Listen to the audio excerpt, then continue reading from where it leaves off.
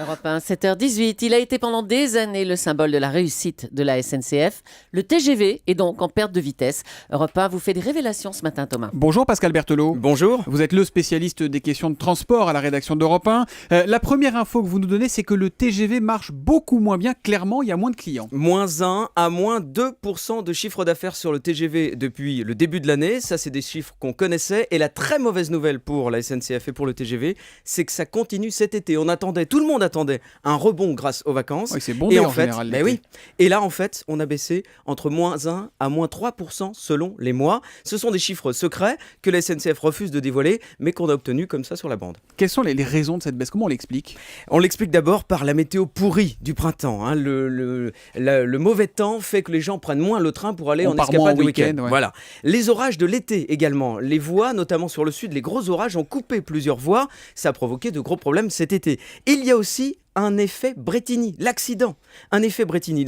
Quelques jours après, le week-end d'après, les réservations, le trafic TGV a baissé sensiblement. Et la semaine d'après, il y avait l'accident ferroviaire en Espagne et rebelote, pareil. Et puis, dernière raison, bien sûr. Tout ça, c'était au cœur du mois de juillet, on le rappelle. Ça, c'était au cœur du mois de juillet. Et la dernière raison, bien sûr, c'est la crise économique, la baisse du pouvoir d'achat. Mais justement, ça, c'est un effet qu'on invoque depuis longtemps. Et la baisse du pouvoir d'achat, c'était l'année dernière. Et là, ça remonte un petit peu cette année. On attendait que ça reprenne. Et la grosse mauvaise nouvelle, c'est donc que ça ne reprend pas pour le TGV. Alors, à la SNCF, on ne dit pas exactement la même chose que vous, Pascal. Je vous propose qu'on écoute Guillaume Pépi, le patron de la SNCF.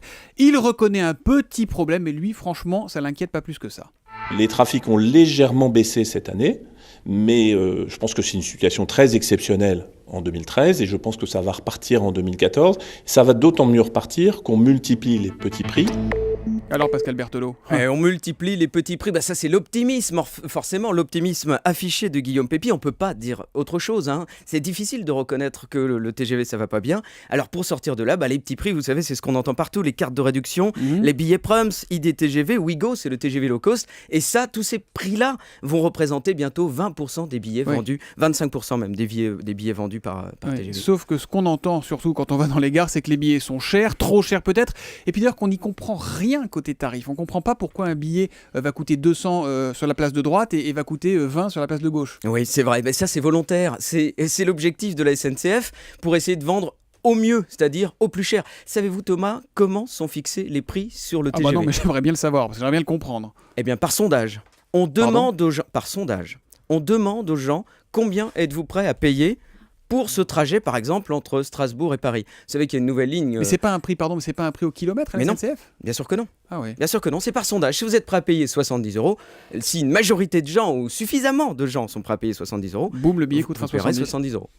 Aujourd'hui, quand les TGV ne font plus le plein, est-ce que c'est toute la SNCF qui tombe malade? Est-ce que la maison est totalement TGV dépendante, Pascal? Mais oui, c'est ça le gros problème. Le gros souci, c'est que le TGV, pendant presque 30 ans, a été la vache à lait de la SNCF. Là où on gagnait de l'argent et on redonnait ailleurs. Aujourd'hui, cette vache à lait, tout le monde le sait, elle est tarie, elle est même chancelante au moment où je vous parle.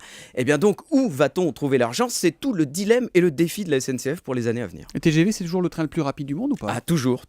574,8 km/h. On est toujours les meilleurs du monde. Technologiquement, on est parfait. Ça, c'est quand même une bonne nouvelle. Merci Pascal Berthelot. Notez qu'à 8h, Mélanie Taravant, toujours très bien informée, elle aussi, sur ce qu'il se passe à la SNCF, nous parlera des vols de câbles qui coûtent une fortune à la compagnie.